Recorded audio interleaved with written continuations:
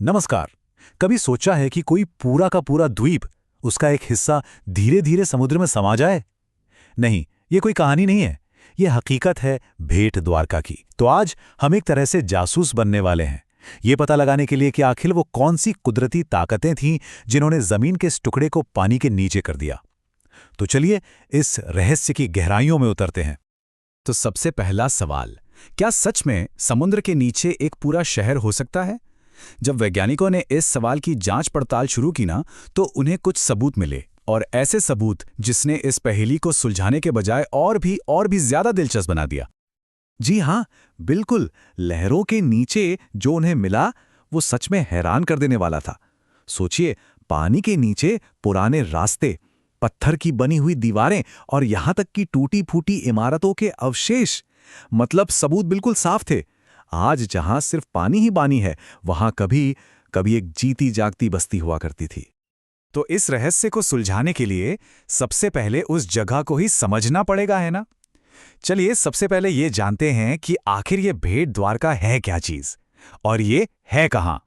तो भेट द्वारका जो है वो गुजरात के तट के पास अरब सागर में एक द्वीप है, ओखा बंदरगाह से बिल्कुल नजदीक। इसको ऐसे समझिए, समुद्र के बीचों बीच जमीन का एक टुकड़ा। अब द्वीप का मतलब तो हम सब जानते ही हैं, ऐसी जमीन जो चारों तरफ से पानी से घिरी हो। और पता है, यही साधारण सी भूगोल भेट द्वारका की पूरी कहानी का, उसके डूबने की पूरी कहानी का सबसे अहम हिस्सा है। ठीक है, तो अब आते हैं हमारी जांच के मुख्य गुनेगार पर, हमारा सबसे बड़ा संदिग्ध, समुद्र का बढ़ता हुआ जल स्तर। सच पूछिए तो इस पूरी कहानी की शुरुआत ही यहीं से हुई थी। देखिए, ये सब ना कोई एक दिन में नहीं हुआ। ये एक बहुत ही धीमी प्रक्रिया थी। हम बात कर रहे हैं हजारों साल पहले की। तब दुनिया ठंडी थी, तो ढेर सारा पानी ध्रुवों पर बर्फ बनकर जमा हुआ था। फिर क्या हुआ? धीरे धीरे हमारा ग्रह गर्म होने लगा और वो बर्फ पिघलने लगी। और ये सारा पिघला हुआ पानी कहाँ गया? सीधा समुद्र में। नतीजा, समुद्र का स्तर धीरे धीरे ऊपर उठने लगा। और जब समुद्र का स्तर बढ़ेगा तो सबसे पहले कौन सी जगह डूबेगी? जाहिर सी बात है, वो जगह जो नीची है, यानी लो लाइंग एरिया। भेट द्वारका भी बिल्कुल एक ऐसा ही निचला द्वीप था, इसलिए इसका कुछ हिस्सा पानी के नीचे चला गया। लेकिन ठहरिए, कहानी यहां खत्म नहीं होती। बढ़ते हुए समुद्र ने ये काम अकेले नहीं किया। नहीं, बिल्कुल नहीं। प्रकृति की कुछ और ताकतें भी थीं जो इसकी मदद कर रही थीं। इसके साथी बनकर आप कह सकते हैं। इसको समझने का एक बहुत ही आसान तरीका है। जरा सोचिए, आप समुद्र किनारे हैं और आपने रेत का एक सुंदर सा महल बनाया है। अब अगर लहरें बार बार आकर उससे टकराती रहेंगी तो क्या होगा? धीरे धीरे वो टूटकर बिखर जाएगा, है ना? बिल्कुल बिल्कुल यही हुआ भेट द्वारका के साथ।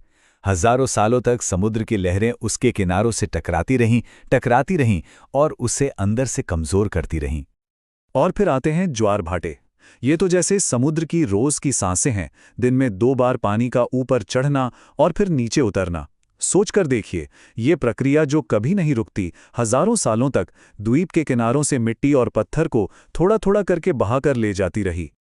अब एक और ताकत की बात करते हैं, एक ऐसी ताकत जो जमीन के नीचे से काम कर रही थी। जी हाँ, भूकंप। हम सब जानते हैं कि गुजरात का पूरा इलाका भूकंपीय गतिविधियों के लिए जाना जाता है। यहाँ भूकंप आते रहते हैं। तो देखिए, भूकंप सिर्फ जमीन को हिलाते नहीं हैं, वो जमीन को नीचे भी धंसा सकते हैं। इसे कहते हैं भूमि धंसना। और जब जमीन का कोई हिस्सा नीचे बैठ गया तो समझिए, समुद्र के पानी के लिए तो एक तरह से दरवाजा ही खुल गया ना अंदर आने का। तो अब जब सारे सबूत हमारे सामने हैं, तो चलिए इन सब टुकड़ों को जोड़कर देखते हैं। पता लगाते हैं कि हजारों सालों का वो पूरा सच है क्या। आखिर भेट द्वारका के साथ असल में हुआ क्या था? सबसे जरूरी बात जो समझने की है, ये कोई एक दिन की घटना नहीं थी। ऐसा नहीं हुआ कि कोई सुनामी आई या अचानक से बाढ़ आ गई और सब डूब गया। नहीं, ये एक बहुत ही धीमी प्रक्रिया थी। एक ऐसी प्रक्रिया जो हजारों सालों तक चलती रही और धीरे धीरे इस द्वीप की पूरी भूगोल ही बदलती रही। तो आइए अब इस पूरी जांच के नतीजे को एक साथ देखते हैं। पहला, समुद्र का बढ़ता स्तर। दूसरा, किनारों को काटती लहरें। तीसरा, मिट्टी को बहाता ज्वार भाटा। और चौथा, जमीन को नीचे धंसाते भूकंप। इन चारों ताकतों ने एक टीम की तरह एक साथ मिलकर हजारों सालों में भेट द्वारका का पूरा नक्शा ही बदल कर रख दिया। तो ठीक है, हमने अतीत के इस रहस्य को तो सुलझा लिया, लेकिन इससे हमें आज के लिए क्या सीख मिलती है? ये कहानी हमें हमारे अपने ग्रह के बारे में बहुत कुछ सिखाती है। सबसे बड़ी सीख तो ये है कि हमारी धरती स्थिर नहीं है, ये हमेशा बदलती रहती है। कोई भी जगह हमेशा के लिए एक जैसी नहीं रहती। और इससे ये भी पता चलता है कि प्रकृति की ताकत कितनी कितनी ज्यादा है। इन प्राकृतिक बदलावों को समझना हमारे अपने भविष्य के लिए बहुत बहुत जरूरी है।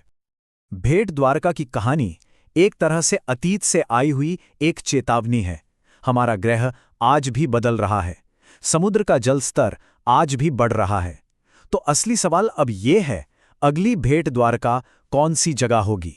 दुनिया में आज कौन से ऐसे शहर और द्वीप हैं जो बिल्कुल इसी तरह के खतरे के मुहाने पर खड़े हैं?